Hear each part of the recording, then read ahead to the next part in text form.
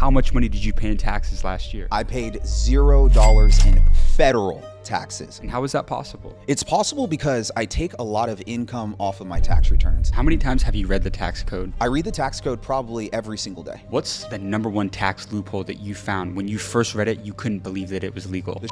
Loophole for sure. If you are in an LLC, transitioning from an LLC to an S Corp is probably going to be the first thing that saves you money as an entrepreneur. Now you got me all in my tax strategy stuff. James, you know they don't teach that in school, right? Oh, 100%. When you start making more money as a business owner, how do you know when it's time to I need to get way savvier about my taxes? You will feel the burn. Real estate is an investment and it's a business, and if you can offset your W-2 taxes with that loophole that was created, then man, we can turn around and get you some of that hard-earned money back and help you reinvest more money faster and get you to retirement faster. This has been a masterclass. Wow.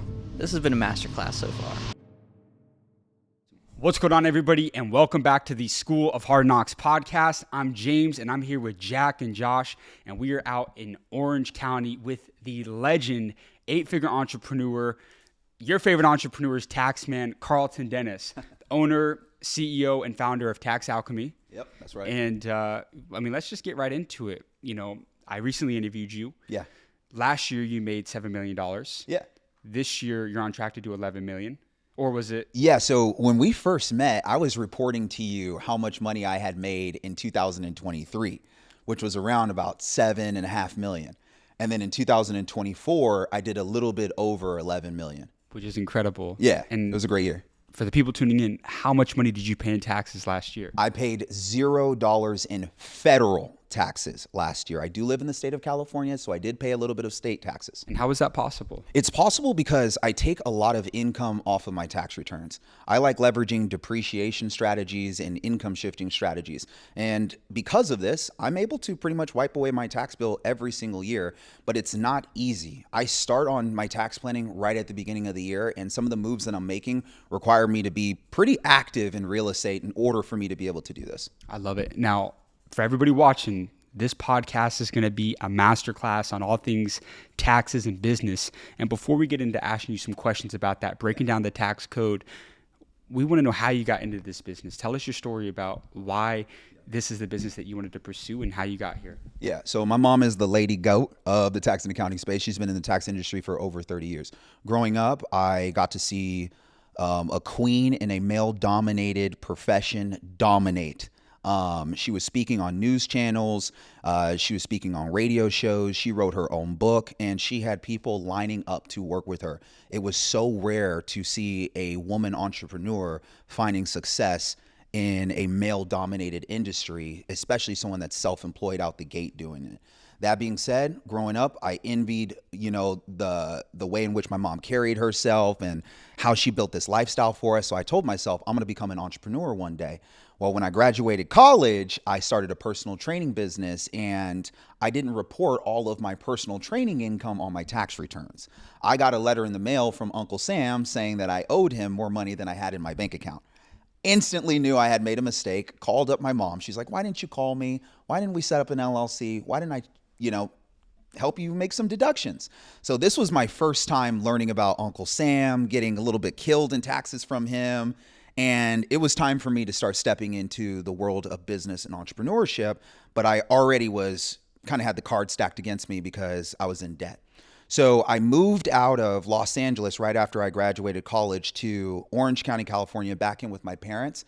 And I convinced my mom that I wanted to start a sales division inside of her business. Fast forward about 3 months into the business, I hadn't earned any money because I didn't know anything about taxes. And then one day she told me to come into her office and just listen to her for the day. I listened to her that entire day, and I watched as she eloquently closed 3 separate people on tax planning deals worth $20,000 each. She made like $60,000 in 3 hours. And in the back of my mind, I was like, dude, I want to be able to have that lifestyle. And right now I'm not making a whole lot of money. So I'm going to go get a voice recorder, put it underneath her desk, listen to everything that she has ever said. And I'll turn around and get that voice recorder transcribed so I can make some sales. And that's exactly what I did, James. I got that voice recorder from Target. I put it underneath her desk. I recorded about in 2, maybe 3 hours worth of her sales that she did the following day. and got it transcribed from rev.com. And then I had my very first sales script and I made my first sale. It wasn't until a year later where I realized that not having my tax license was preventing me from going to that next level of income. I was capped at about $100,000 because I could really only talk to people that were making about $50,000 to $100,000 and help them with tax planning. But millionaires and entrepreneurs that were making more money, they needed to talk to people who had a tax license. And so I eventually got my tax license a year later. What's the difference between someone that's making 50 to 100K and then the millionaires that you're speaking to now? What's the difference there? The person that's making 50 to 100K doesn't have enough capital to really do a lot of investing. So a lot of the tax strategies that they're going to do are extremely basic. And they were the ones that I was already familiar with. Writing off your home office, writing off your basic car payment, and maybe something simple like placing a child on payroll, because that's not that complicated of a strategy. But when you become a millionaire, you start setting up multiple corporations, you're moving money between corporations, you're buying large assets, large commercial buildings, and the tax returns get deeper, thicker, and the knowledge that you need to have around those strategies is dense. And so I didn't have that knowledge yet. I was only 23, 24 years old, selling little tax plans to the average real estate agent or mortgage lender. And when I ran into my first millionaire was when I got humbled because he was worth $100 million and I couldn't tell him how I could help him. And so where'd you go from there? You said he's worth $100 million. What happened next? Did you pass it off to the mom, or what's the story there? This is a funny situation. So he came into the office to meet with my mother. At the time, I wasn't meeting with millionaires yet. I was pretty much in six-figure land. And because my mother had stepped out for somewhat of an emergency, she told me, Carlton, you need to take over my appointments for the rest of the day. I said, okay, I'm used to taking appointments on the phone. This person's coming into the office. Now, when this person came into the office, we met in the conference room, and he was a lot older, like in his 80s older, and he brought his wife with him. Here's where things got complicated. He had his tax returns with him, and he was adamant about me reading through those returns during the appointment. At the time, I was used to my same sales script, saying it over and over again, telling people how my mother's team was going to be able to help them. Didn't have my tax license yet. When I opened the tax returns and I saw on line 1 that it read that his income for the year was just over $100 million, I immediately felt the sweat start to build up on my back. And then I went through the pages and I started reading through the types of businesses he owned. He owned a meat packing company, multiple commercial properties, and the guy instantly started sharing with me why he got into entrepreneurship. But I closed up the tax returns and started listening to him. And then he said, tell me what we can do. I went through the tax planning process and he stopped me within the first 5 minutes of me explaining my pitch. And he said, young man, my tax returns are right there. Open up the returns and explain to me what you can do. And this is when I had to open up the tax returns and kind of like work through the situation. And he stopped me and he's like, you don't really do this, do you? And I'm like, listen, my mother is the one that normally reads through the returns. I'm here to kind of explain how the process works. And he instantly pushes himself away from the conference table, gets up and says, let your mother know that I'll be back when she's available. Until then, have a nice day. Now, at the time, I was just graduated from football. I probably weighed 210 pounds, 8% body fat. I was diesel, ready to go. Every ounce of testosterone in my body left in that moment because I felt like I literally could not support this guy. I had no knowledge. I couldn't even tell him what to do. I felt like a little dog with a tail tucked between his legs. That night, I went home, I went onto the computer and I said, what is the highest designation I can get in a tax license without me having to go spend 5 more years in college? And it was the enrolled agent's license. It's the highest designation the IRS gives out for tax accounting, or really tax professionals, and you are proficient in tax law and tax strategy. Boom. Sign me up. 6 months later, I passed all 3 exams, and I felt like a kid who got hit by a school bus and woke up the next day with superpowers. Not only did I have the sales skills, now I actually understand tax. I actually understand tax strategy. Do you think it's necessary to be humbled in business? Because I say that because I feel like a lot of entrepreneurs, they kind of need that moment where that client walks out or you get disrespected in the room with those types of people. Was that needed to kind of unlock and get to that next level? 100% it was needed. I mean, coming out of college where I was the man on campus and, playing football and, I just was used to finding success and even making my first six figures without having to get my tax license. Like, not too many people were doing that at 23 or 24 years old at the time. But then getting humbled like that, I mean, truly embarrassed like that in my mother's office, and then having the guy pretty much tell me, go get your mom to come talk to me.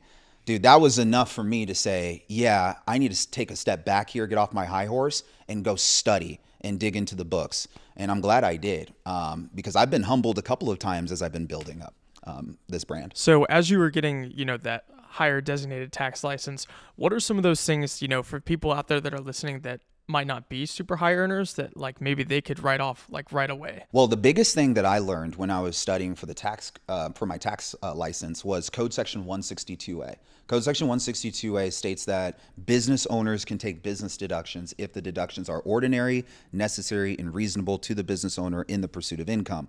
When I talk to people who are like, how do I take more write-offs? I always remind them that the tax code is an incentive program, and it incentivizes people who are spending money.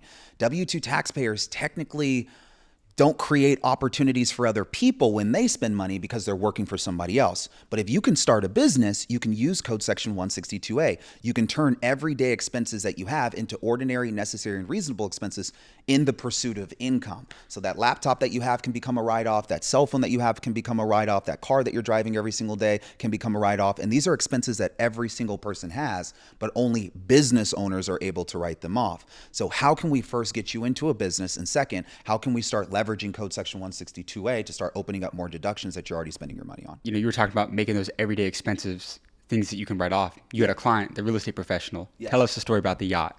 Oh my goodness. So we had a client come in after I got my tax license that met in that conference room again. This was a younger lady, and she was dressed in a Louis Vuitton dress from head to toe, had on a Louis matching Vuitton bag. You just tell that she was just dripped in money. And she was a little bit upset when she came into the office, as if we had already pissed her off, yet we were meeting her for the very first time. So she came into the office, we sat in the conference room. I was with my mother at the time, actually, and she brought 2 copies of tax returns, one for my mother, one for me. She slid it across the conference room table and said, let's see what you guys can do. I looked down at the tax returns. I'm like, okay. By this time, I already knew how to read returns. So I'm ready to go. I open up to the first page. Boom. Notice. Red. $1,100,000. I'm like, why are we getting this notice on the top of your tax returns? And I flip over to the next page and explains what the notice is. The notice is for a disallowed vehicle on her tax returns. So my mother asked her, hey, Mrs. Johnson, let's just say, what is this vehicle that you have on your tax returns that the IRS is disallowing? And she's like, well, it's a boat. And we're like, what type of boat? A yacht. Why are we writing off a yacht? I said. And she's like, well, I use a yacht for business because I'm a real estate agent. My clients want to be able to see the homes that they buy from the views of the ocean. I take my clients out in Newport Beach, Dana Point, and my clients are famous basketball players like Kobe Bryant, Shaquille O'Neal, and they don't want to just shop from the curb. They want to shop from the ocean.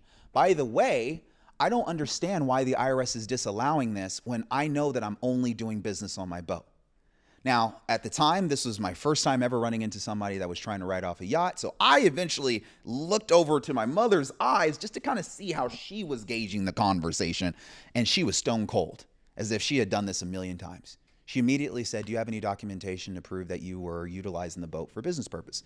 And she said, well, will photos suffice? She said, photos will help, but what I'm looking for is documentation of your business clients coming on and off the boat and any transactions that were done shortly after. And she says, I can send you all of my transactions that I did this year. And I can also share with you the log booklet that my captain has. My captain who runs my boat logs every single human being that comes on and off of my boat at the date and time that they come on and the date and time that they come off. So what we did is we took that log booklet and those photos into her audit that she had, because she was getting audited by the IRS. And what did we use? We use Code Section 162A.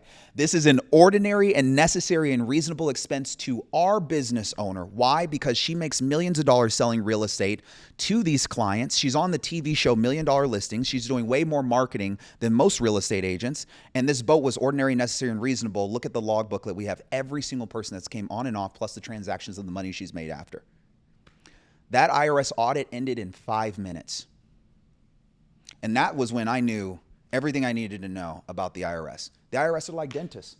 They're just there to check on things. If you already know you have a cavity before you go into the dentist's office, you know whether or not the dentist is going to ask if you flossed or not.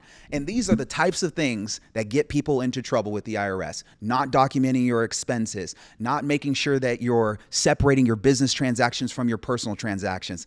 These are basic things that you can do to make sure that you can stay in compliance with the IRS and have fun. And it's no different than brushing your teeth twice a day and flossing every single day. I swear to God. Yeah, I was going to say that I feel that so many people, there's probably so many business owners that you see that are not that meticulous when it comes to like keeping receipts.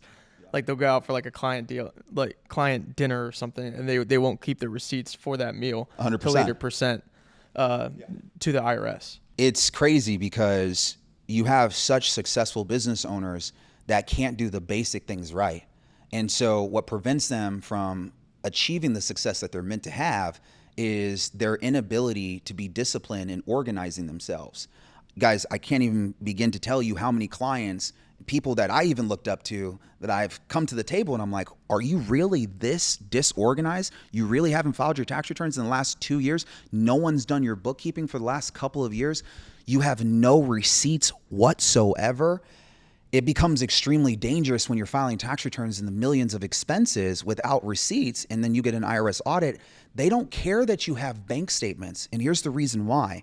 Bank statements don't tell me what you spent your money on. So if you went to Home Depot and you spent $1,000 and it says $1,000 on your bank statement, how do I know that that $1,000 wasn't on you spending money on your personal house versus you spending money on your rental property or inside of your business? So the IRS needs those receipts in an IRS audit to validate those expenses that you have. And we have entrepreneurs that are making millions of dollars that can't do those basic things right. What's the best way to go about logging all those receipts? I mean, because people, especially as you scale up in business, you're making transactions almost every single day. Yes. So how do you recommend people actually go about logging, all their transactions? So the transactions that have to be saved are transactions that are over $75. Transactions under $75, the IRS calls those de minimis expenses. So you don't really have to keep receipts for those transactions. But the transactions over $75, we're in 2025. Take photos of every single thing.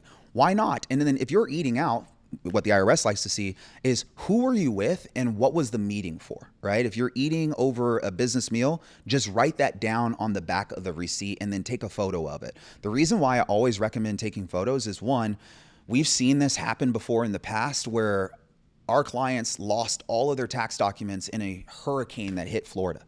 IRS does not care about hurricanes. They don't care about earthquakes. They don't care about really any natural disasters. What they care about is whether or not you have access to your documentation.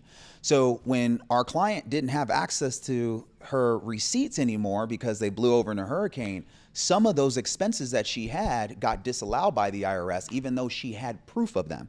So we have since then educated all of our clients on taking digital copies of everything. And ever since COVID, the IRS prefers digital copies anyways. How many times have you read the tax code? I read the tax code probably every single day.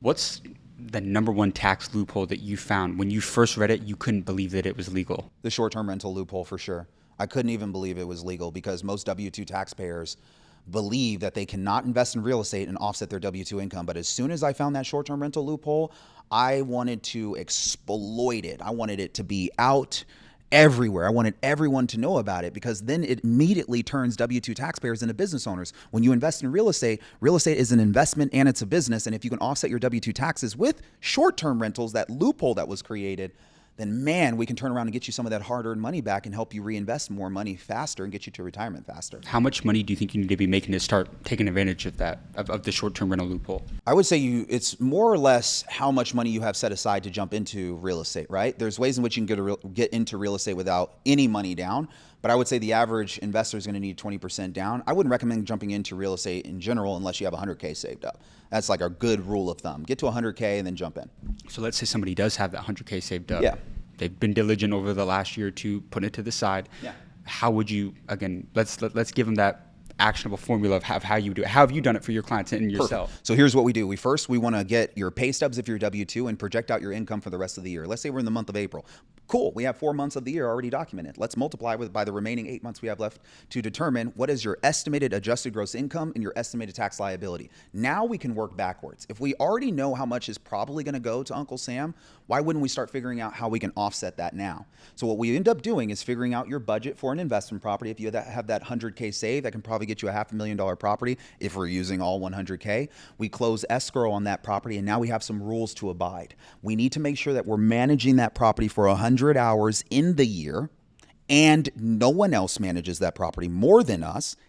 And we need to make sure that the average guest stays in that property are 7 days or less in the entire year. If we can execute those 3 things, we're now in a situation where that investment property that we bought is considered an active investment. The last thing we got to do is pull the trigger on what's called a cost segregation study. That's a strategy that creates a paper loss by accelerating depreciation. You're essentially writing off all the appliances, the flooring, the drywall, and the electrical in 1 year as opposed to 27 and a half years, forcing a big loss on the tax return. And because you made the investment active, when you file your returns, that loss flows over to offset that W-2 income. This is how many of my clients end up becoming tax-free. What would you say? So, I mean, you know so many different tax strategies from the short-term rental, but what would you say for the average business owner is the number one, just most underutilized tax strategy just overall? Entity shifting. If you are in an LLC, transitioning from an LLC to an S Corp is probably going to be the first thing that saves you money as an entrepreneur. I cannot even begin to tell you how many clients we have submitted 2553 forms for. It's pretty much an S election document that transitions an LLC over to an S Corp. The reason why you save money is because you're not paying 15.3% self-employment tax on all your business's profit. You're now paying 15.3% payroll taxes on what you take out of your business. And as business owners, we get to control how much we take out of our business, right? So if I only have to pay 15.3% on how much I take out of my business, I'm going to make sure I'm very smart around how much payroll I take, knowing that the rest of my business profit is no longer subject to 15.3% payroll or self-employment taxes. So you're saving 15.3% on all your business's profit, less what you took in salary. And I'm curious I know when you switch to an S Corp, you have to pay yourself like a reasonable salary. Correct. And how do you go about, paying yourself a reasonable salary while also taking distributions that are, fair to yourself? It's a balancing act for sure. And business owners get confused on this all the time. Distributions are when you transfer money out of your S Corporation bank account into yourself or into your personal account personally.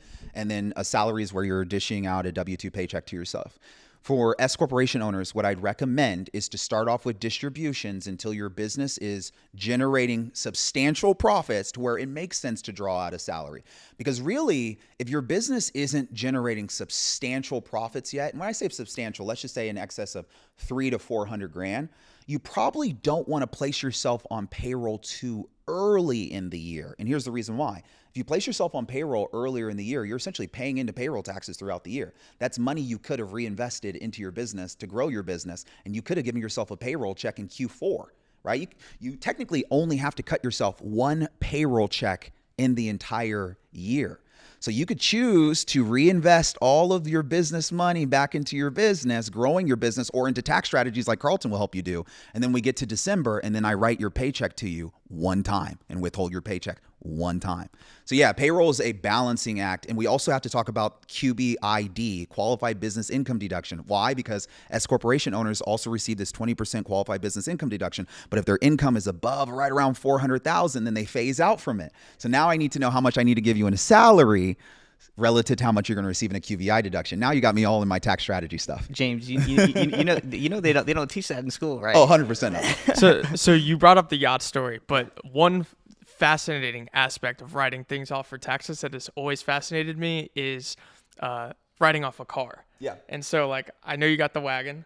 Yeah, I got a few the cars. G-Wagon. Yeah. And then I've seen a bunch of entrepreneurs, they have a car that they can write off. Explain to myself as I'm looking, because for me, I'm looking at a G-Wagon. It's like, oh, that's the next car that I would want to buy.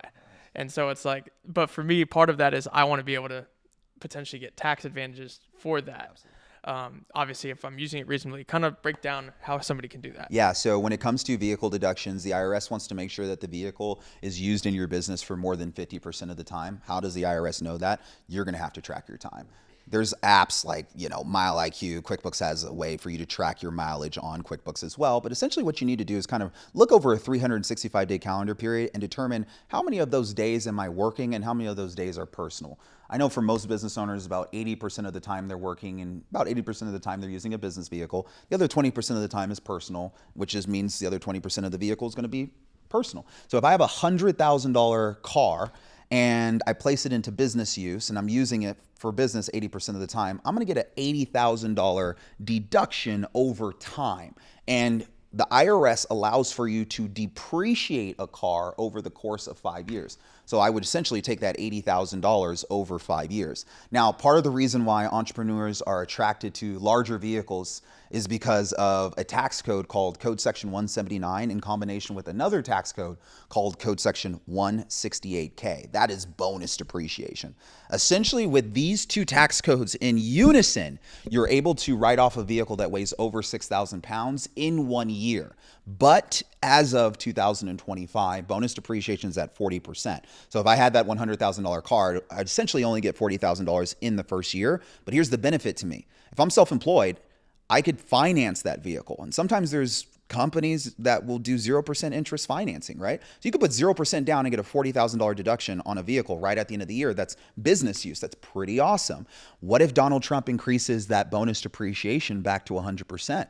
Now I can write off a $100,000 vehicle with 0% down. And so this is a way in which the government has incentivized business owners to purchase these larger scale vehicles. And in return, they get to leverage bonus depreciation on their tax returns, reducing their taxable income. So for an entrepreneur, there's different levels. Like at the School of Hard Knocks, we always like to say every level is a new devil. And so Yeah. When you start making more money as a business owner, how do you kind of know that maybe, hey, and maybe you have a bookkeeper or something like that. How do you know when it's time to maybe I need to get way savvier about my taxes? You will feel the burn. And this is when most people will go around the advice that they've been given from their typical CPA and they'll seek out a tax strategist like me. 90% of my clients that come over to me already have a CPA when they come to me. A CPA too that they've had on their team for 5-10 years that they've loved. I just want to speak on this real quick. I'm going to be honest. I feel like 90% of the CPAs are working for the government. It feels like it sometimes, right? I'm like, whose team are you on? And it feels like that because majority of CPAs kind of feel like they're negative when you talk to them. They're always telling you what you can't do and not really showing you what to do.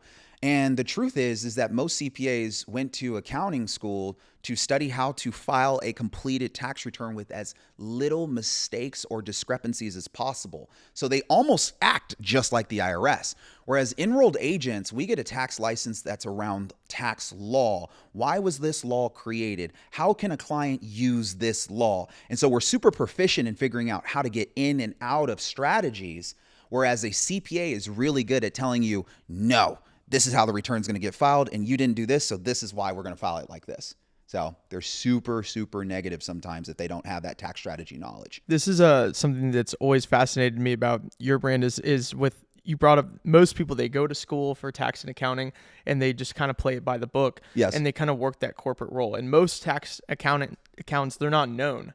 But one thing that's been really cool about your brand is like, it seems that you've been able to master marketing and personal branding that sort of puts you above the rest. What are some of those things that you've learned about marketing, personal branding that maybe other CPAs or other tax strategists out there, like they need to take note of in order to break through the mold? Yeah. I mean, I don't view myself as like the smartest tax professional, but I will say that I've probably garnered some of the most attention as a tax professional on the internet. And what I know about marketing probably sets me up for success more than the average CPA, because most of these CPAs or tax professionals are going to school to become really good CPAs or tax professionals. But what I notice about CPAs or tax professionals is that they're afraid to charge for what they know. That is the number one thing that I learned about them. And I didn't grow up like that because I just grew up around my mother, who was already an entrepreneur. And she was already going out there scraping to get what she deserved, right? And so most of these CPAs are somewhat resistant to charging for what they know. So it holds them back. On the marketing side of it, they could easily play into some of the same things that I played into early on in my career, which is figuring out what are people looking for in the space. I went on to Google Trends in 2021, right as I started my YouTube channel. And I just Google searched, what are people looking for in the tax space? LLCs. And it said how to pay yourself as an LLC, how to place your children on payroll as an LLC. In my first couple of videos, all I did was just do exactly what Google told me to do. Create videos around what people are Google searching. 6 months later, I had my first 100,000 subscribers on YouTube, right? And I'm not saying that I created those videos with the best production quality. Majority of them were filmed on my iPhone starting out. But what I was doing was I was solving a problem for people. As soon as I saw that that worked, then I realized, okay, YouTube is a search engine. So I'm just going to go take up all the real estate on YouTube. Anything that's tax related, I better have a video about it. If it's talking about crypto and taxes, retirement strategies and taxes, Kamala's tax plan, Trump's tax plan, I better have a video about it. And so I just started covering all the real estate on the internet. I wanted to ask, you surround yourself with a lot of great people. I follow you along. We're in a lot of the same circles of a lot of those super successful known entrepreneurs that are getting after it. But what did your mom teach you about business? Because your mom's very successful as an entrepreneur. What are some lessons that she instilled in you that enabled her to have such a successful practice? You spent a lot of time with her. Yeah. You worked with her. What did your mom teach you about business? Yeah. Some of the most important things my mom told me about business was to never cut corners. She knew that I was a very savvy person, and I'm the type of guy that can figure out how to get his homework done in 5 minutes as opposed to an hour. Like, I was always just a quick person.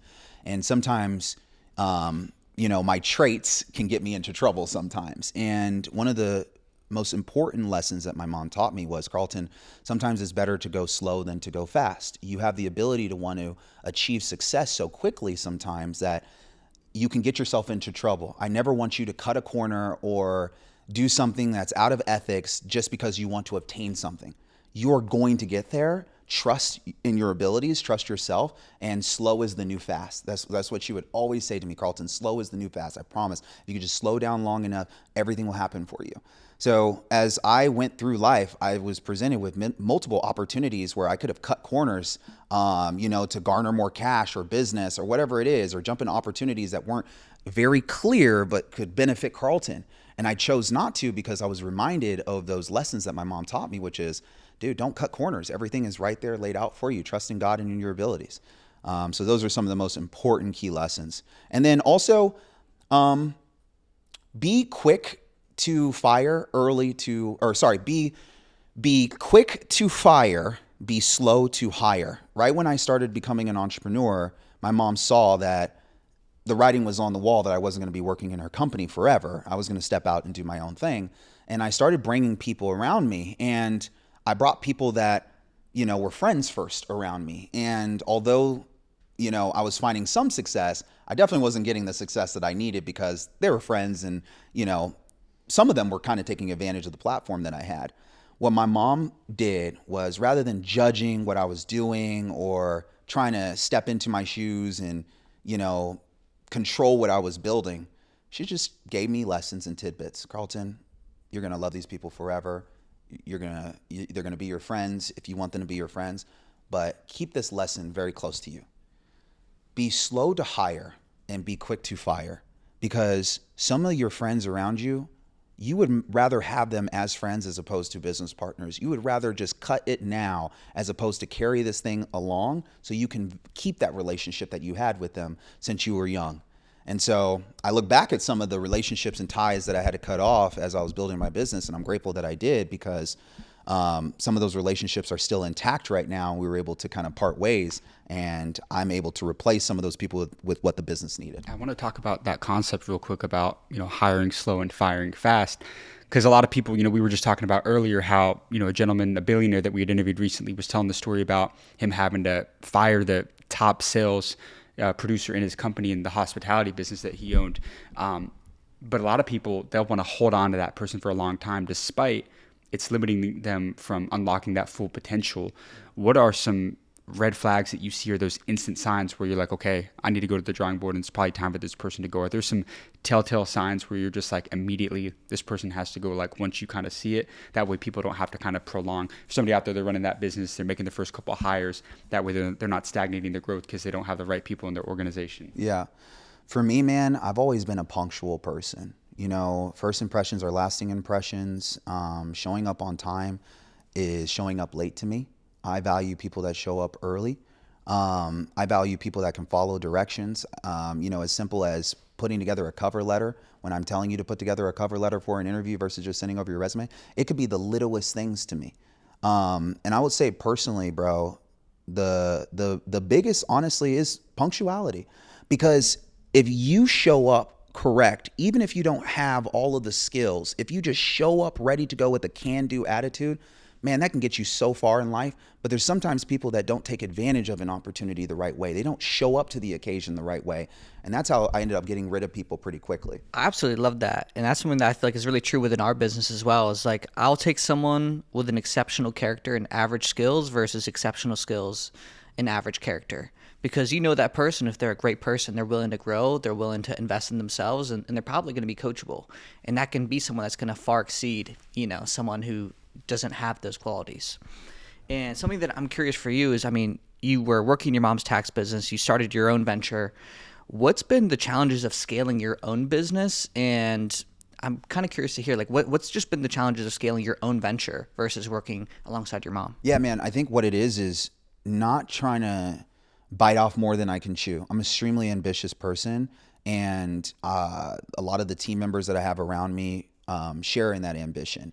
And because they share in that ambition, they're willing to do whatever for the company. And sometimes they don't know that they're a danger to themselves sometimes because of that attitude that I bring too, right? And so as a leader, what I've done is I've put better systems and processes in place for scaled growth. Rather than saying, we're just going to try to go to the moon this year and hit this target without knowing what that's going to feel like, we kind of already map out the feelings that we want to have happen at each point of the growth. We know that there's going to be growing pains as we continue to grow, but it doesn't have to feel this bad every single time. We don't have to have knee-jerk reactions every time, we have a huge month or we jump up in revenue. So what we decided to do is we put a system and process in place for sustained growth. We're going to grow at a certain percentage every single quarter. We're going to have certain targets that we're going to hit every single quarter versus just saying, let's just go to the moon. And also one of the things that's really helped us is having a better system for hiring. Because one of the biggest issues in the tax and accounting space, I would say, is having the right type of professionals that want to communicate with clients.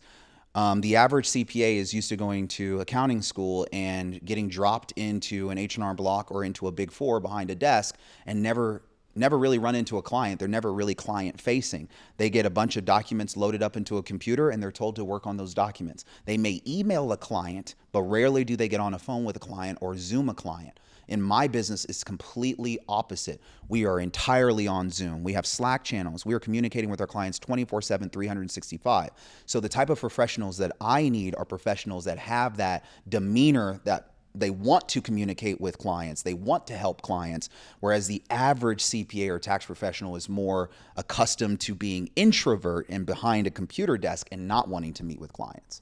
One thing is our business has scaled up that we've came into realize is, but before we started making, more money, I always thought that it's like, oh, you have the whole year to sort of plan for taxes.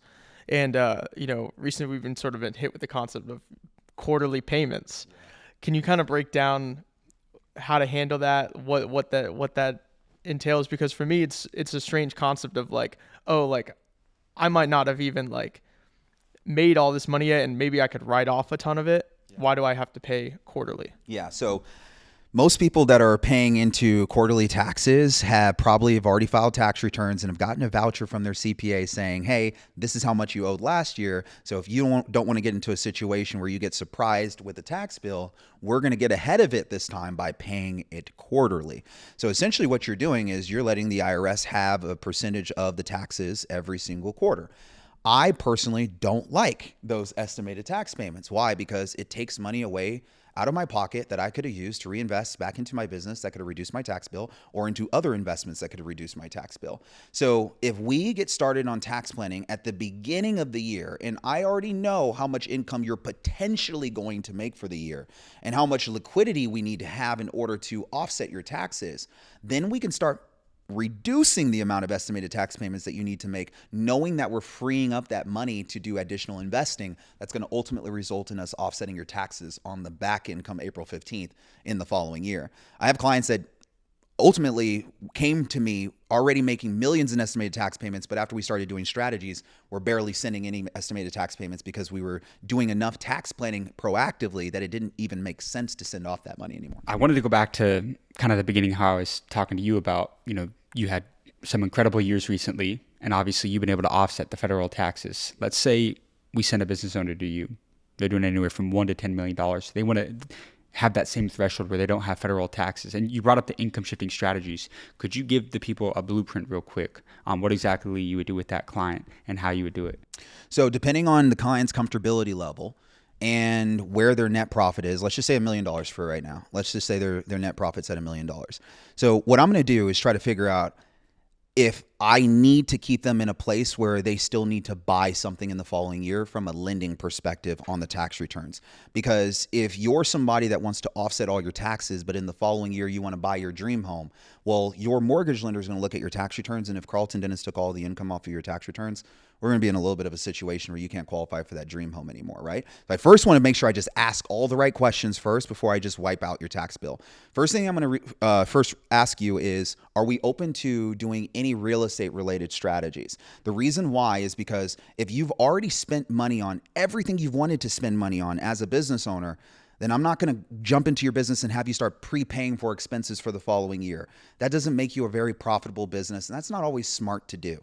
But if we take some money out of the business and invest it into real estate, I can now help you buy a short-term rental or maybe qualify your spouse as a real estate professional. And now I can perform a cost segregation study. Maybe I take $200,000 or $250,000 out of the business and I go buy $1 million property. That $1 million property is going to give me anywhere between $150,000 to $250,000 worth of active depreciation if we're using the short-term rental strategy or the real estate professional strategy. Boom. Now we dropped our million, let's just say, down to about $750,000 of taxable income.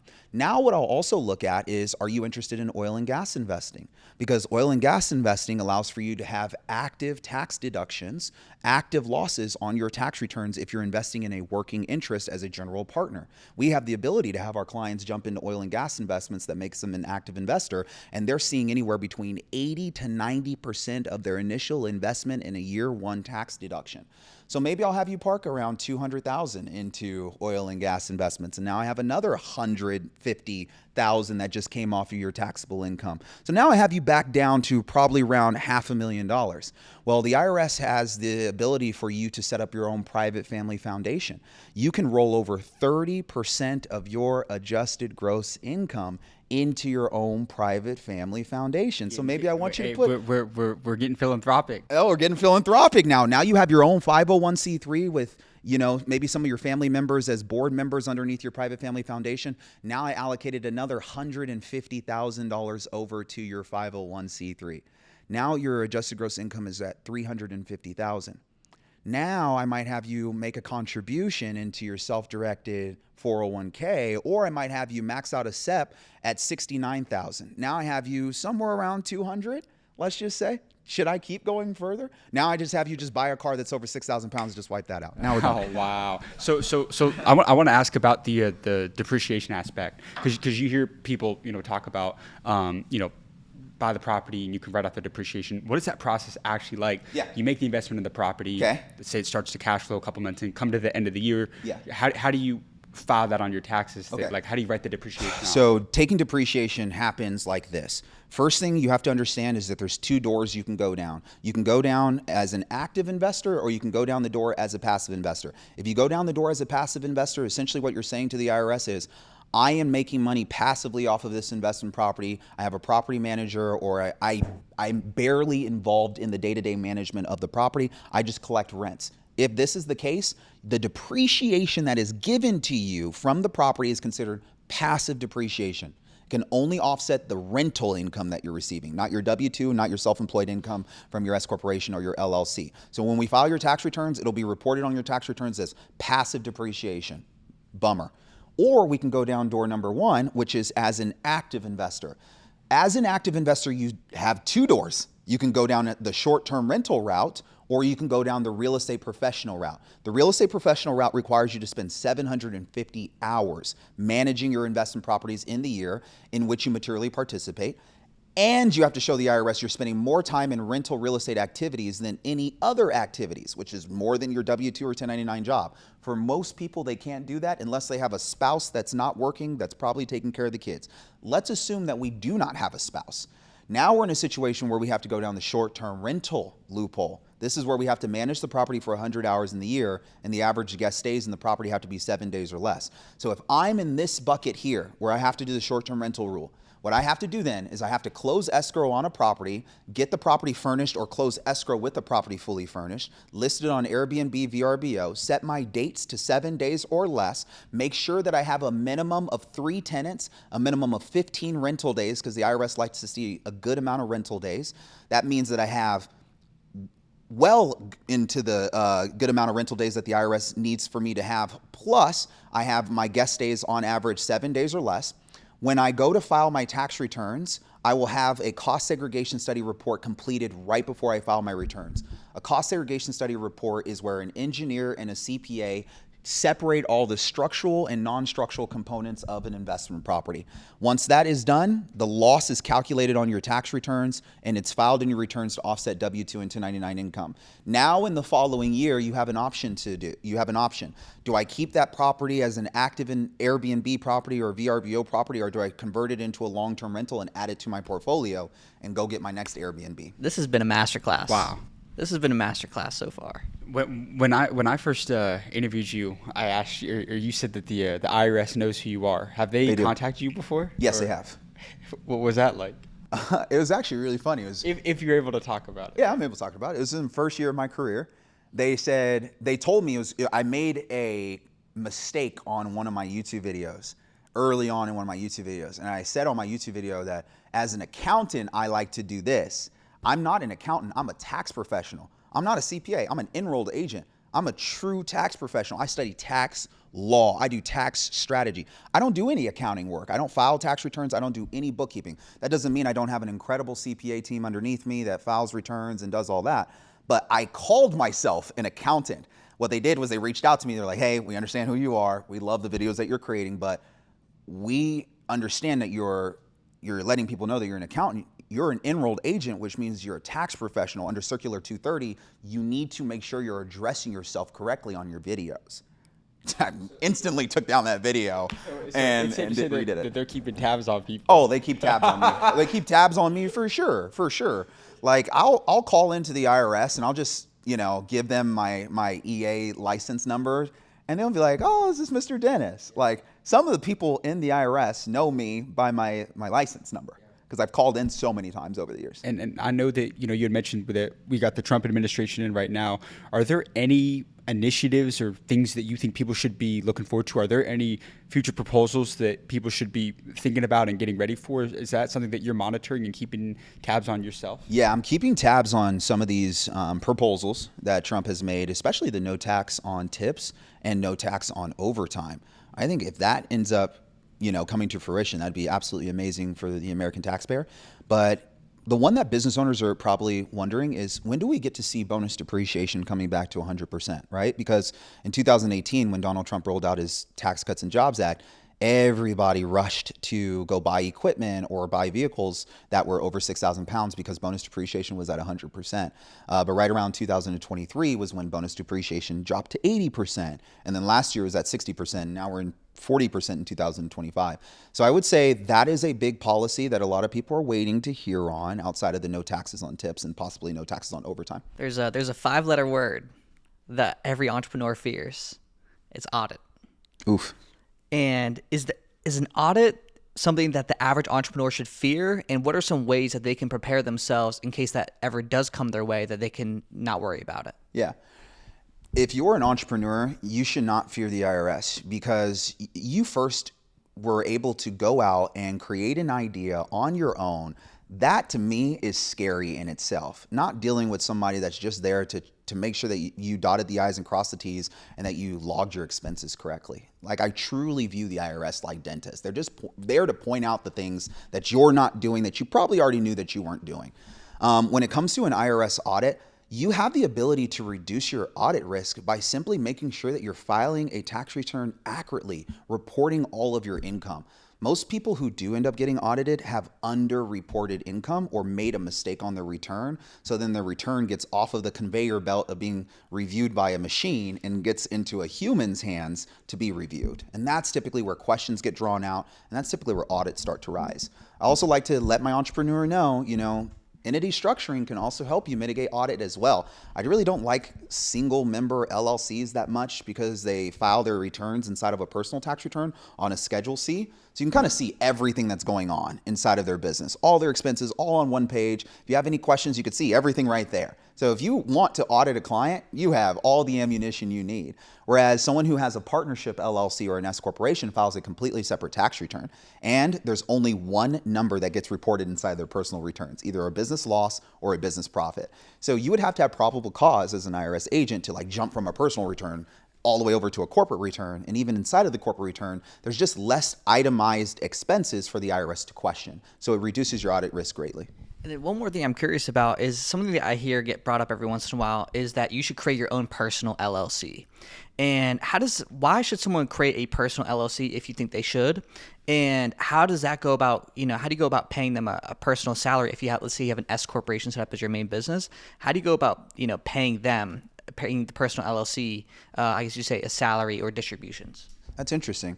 A personal LLC should only be utilized in the event that you're conducting business, because an LLC, in my mind, is set up for the purpose of limiting your liability. If I'm going to go out there and start selling t-shirts online, and God forbid the ink that I was using in my printer for my t-shirts causes some type of skin rash for people, and they decide to sue my business, well, at least I set it up in an LLC. I'm protecting my personal assets, my personal bank accounts from, creditors in the event of a lawsuit. But if I'm establishing a personal LLC and I have a separate S corporation, I'm not really sure how the personal LLC would be doing business in combination with the S corporation. Maybe I'm taking a distribution. Instead of taking a distribution, I just want to park it in an LLC.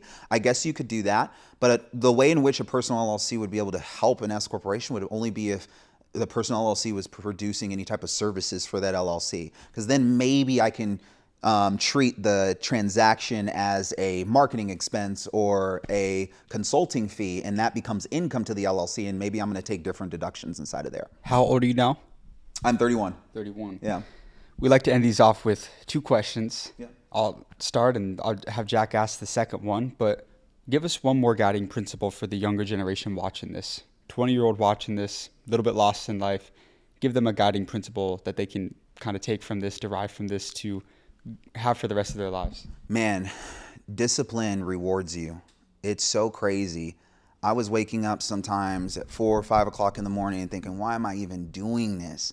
Why am I even waking up this early? Why am I going and reading these books and showing up to the gym and sitting in the sauna? And, I'm just constantly staring at all these other people that are doing things that I want to do, making more money than me.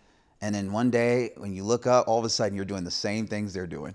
It's just crazy what happens when you discipline yourself long enough over long periods of time, how you get rewarded, how people start to show up at the gym, or people start to show up for you in your life, or opportunities start to open up. You get that big break. You get that next breath of fresh air around an idea that you had. And I've seen it happen so often where people have deviated from the things that were helping them, and then they wonder why they're never able to, really have enjoyment in their life. I think enjoyment happens right on the other side of sacrifice and discipline. And so don't give up. I know you're working hard. To the person that's listening and watching this right now, I know you're disciplining yourself. I know it's exhausting, but still go. Keep doing it, because you're going to be happy you did. And, through our videos, we've been able to share the legacies of a lot of the entrepreneurs that are out there that have built massive companies. And so we would like to end our podcast talking about legacy. So what is your legacy and how do you want to be remembered? I want to be remembered as someone who simplified the entire industry of tax and accounting. When you think of Karlton Dennis, you think of somebody who wanted to help everyday taxpayers not give their hard-earned money to the government.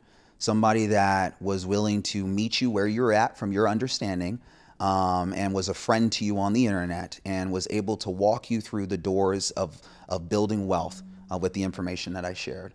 And to somebody that's aspiring to become a tax professional, I hope that I'm carrying myself the right way and that you view me as somebody that you look up to and aspire to be like, because I remember what it was like when I looked up to my mother and I aspired to be just like her as a tax professional. And so I'm carrying myself every day for that young person that looks at me as their hero.